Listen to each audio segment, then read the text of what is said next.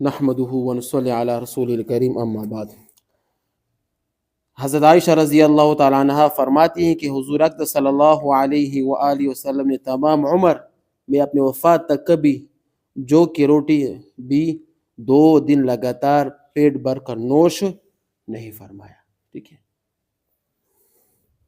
یہی حضور علیہ السلام کی زندگی تھی۔ 2-4 حدیث میں نہیں، سینکڑوں احادیث میں حضور اقدس صلی اللہ علیہ وآلہ وسلم کی زندگی کا یہی نقشہ موجود ہے۔ آج مسلمانوں کے فقر و فقر کا اس قدر شور ہے کہ حد نہیں، مگر کتنے آدمی ایسے ہوں گے جن کو عمر بھر بھی 2 دن بھی پیٹ بھر کر معمولی روٹی نہ ملی ہو۔ شمائل ہی کی ایک اور حدیث میں ہے کہ عائشہ رضی اللہ تعالیٰ عنہ حضور صلی اللہ علیہ وسلم کے سارے گھرانے کا یہی عمل نقل کرتے ہیں کہ حضور علیہ السلام کے گھر والوں نے حضور کے وفات تک کبھی بھی 2 دن لگاتار جو کی روٹی سے پیٹ نہیں بھرا۔ ٹھیک ہے، ہم آج کل 3 مرتبہ دن میں کہتے ہیں، کبھی بھی 2 دن لگاتار۔ جو کی روٹی گندم کی روٹی سے کم تو ہوتی ہے، ٹھیک ہے، اس میں حشرات گند بہت زیادہ ہوتے ہیں، یہ جو کی روٹی ہم کھا بھی نہیں سکتے، لیکن آپ سے کو یہ روٹی میسر نہیں تھی۔ ٹھیک ہے، حضرت ابن عباس رضی اللہ تعالیٰ عنہما فرماتے ہیں کہ حضور پر کئی راتیں مسلسل ایسے گزر جاتی کہ حضور علیہ السلام کو اور حضور علیہ السلام کے گھر والوں کو شام کو کھانا میسر نہیں ہوتا تھا۔ ٹھیک ہے، رات بھر سب کے سب فاقہ سے گزار دیتے اور جو کی روٹی پر حضور علیہ السلام کا گزارا تھا۔ حضرت سہل رضی اللہ تعالیٰ عنہ سے کسی نے پوچھا کہ حضور کا معمول چنے ہوئے آٹے کی روٹی کھانے کا تھا۔ حضرت سہل رضی اللہ عنہ نے فرمایا کہ حضور صلی اللہ علیہ وسلم نے وصال مطلب وفات تک چنے ہوئے آٹے کو دیکھا بھی نہیں ہوگا، چنے ہوئے آٹے کو دیکھا بھی نہیں ہوگا، کھانے کو دور کے بعد ہے۔ ٹھیک ہے، تو اس نے پوچھا کیا حضور صلی اللہ علیہ وسلم کے زمانے آپ حضرت کا یہی عمل نہیں ہوتا تھا؟ حضرت صاحب نے فرمایا کہ یہ ہمارا دستور نہیں تھا۔ انہوں نے تعجب سے پوچھا کہ بغیر چنے جو کے روٹ آٹے کو کیوں کر کھاتے تھے؟ حضرت صاحب نے فرمایا کہ آٹے کو حرکت دے کر اس میں پونک مار دیا کرتے جس سے موٹے موٹے تنکے اتر جاتے، باقی کو پکا دیا جاتا۔ ماشین نہیں تھے نا، اس میں گند بھی تھے، سب کچھ بس ایسے کھا لیتے تھے۔ ٹھیک ہے،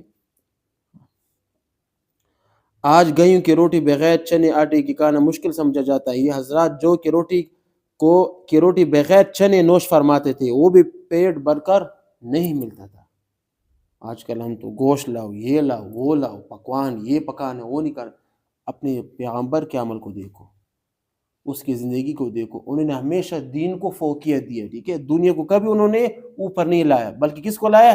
دین کو اوپر لایا۔ میرے پاس دولت ہے، میرے پاس دنیا، میں کیا کروں جب میرے پاس دین نہ ہو؟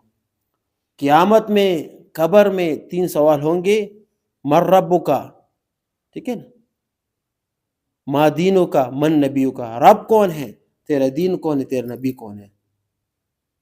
جب دنیا میں اپنے مثال کے طور پر خواہشات کے پیچھے چلے اپنے رب کو نہیں سمجھو تو قبر میں کیا جواب دو گے؟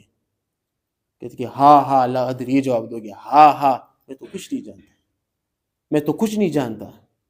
اس پر ایک گزار اس کو دیا جائے گا نا، اس کی چیخ پوری دنیا میں سنا جائے گا، لیکن انسان ہو جن کو نہیں سن سکتے۔ پھر پوچھا جائے کہ دین تمہارا کون ہے؟ جب دنیا میں شریعت محمدی پر آپ نے عمل نہیں کیا ہوگا، شریعت کو آپ نے سمجھا نہیں ہو، تو آپ قبر میں جواب نہیں دو، کہتے ہاں لا ادری، میں کچھ نہیں جانتا۔ ایک اور اس کو مارا جائے گا، پھر ایک نبی کے شکل، ایک آدمی کے شکل لیا جائے، کس کے بارے میں کیا کہتے ہو، یہ کیا کون ہے؟ جب دنیا میں آپ صلی اللہ علیہ وسلم کی تعلیمات پر آپ نے عمل کیا ہوگا، اس کی زندگی کو اپنی زندگی میں لائے ہوگا، اس کی سنت کو اپنے بدن اپنی زندگی میں لائے ہوں گے، اس کے طریقے کو اپنے بدن پر آپ نے ظاہر کیے ہوں گے، تو آپ کہیں کہ یہ حضرت محمد صلی اللہ علیہ وسلم اگر نہیں کیا تو کہتے ہیں ہاں لا ادری، میں کچھ نہیں جانتا۔ پھر اس کے جہنم کے ایک دروازہ کھولا جائے گا، ایک سام مقرر کیا جائے گا، اور اس کو روزانہ اس کو عذاب دیا جائے گا، قیامت تک اس کو عذاب دیا جائے گا۔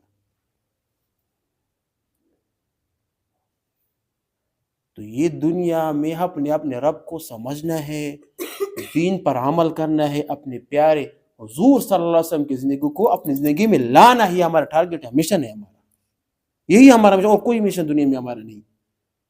یہ دنیا صرف یہ گزار ہے، ضرورت ہے، اصل چیز کیا ہے؟ آخرت ہے، یہ قیامت ہے، ہمارا اصل گھر جنت ہے، دنیا ہمارا گھر نہیں ہے۔ ہم یہاں پر صرف ریلوے اسٹیشن پر کھڑے ہیں، مسافر ہیں، گاڑی آئے گی کس کی گاڑی آئے گی؟ موت کی گاڑی آئے گی. ہم یا تو جہنم میں لے جائے گی یا جنت میں لے جائے گی. ہم صرف کڑے ہیں، ہم صرف یہاں پر کڑے ہیں، ہم مسافر ہیں، پیسنجر ہیں.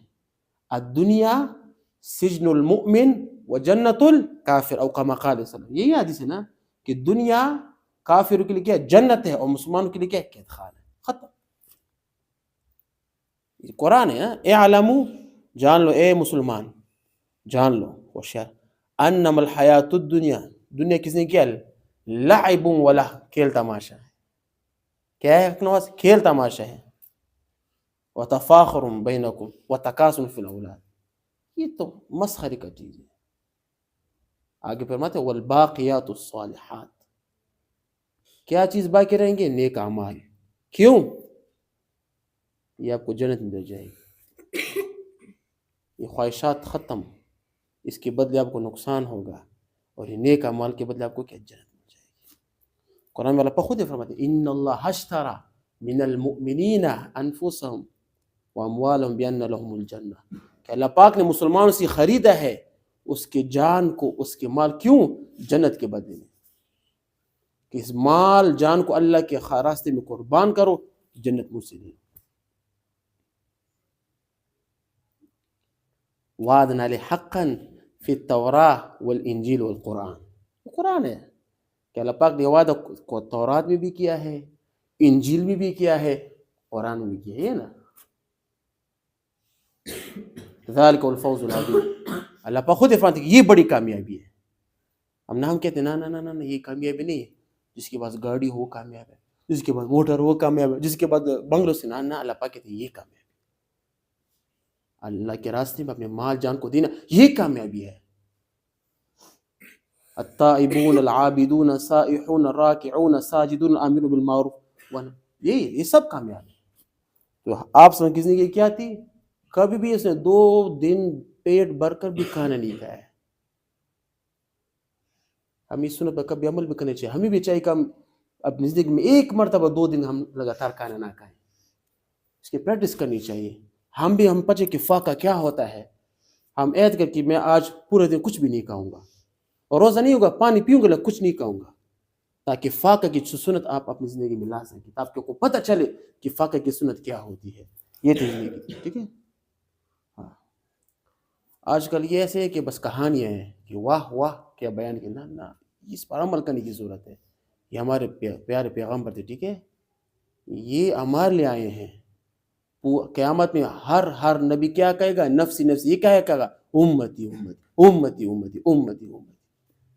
نہ اپنی فکر، نہ اپنے اولاد کی فکر، بلکہ اپنی امت کی فکر. کسی کی بھی فکر نہیں، اپنی امت کی فکر ہوگی. ٹھیک ہے. ہم بھی چاہیے سیرت پر عمل کریں، تو حضور کی ایک سنت کو اپنی زندگی میں لائیں، اور مرنے سے پہلے اپنی حلیہ کو سنت محمدی صلی اللہ علیہ وسلم کے طریقے پر عمل کرنے کی توفیق عطا فرمائے. وآخر دعوانا ان الحمد للہ رب العالمین.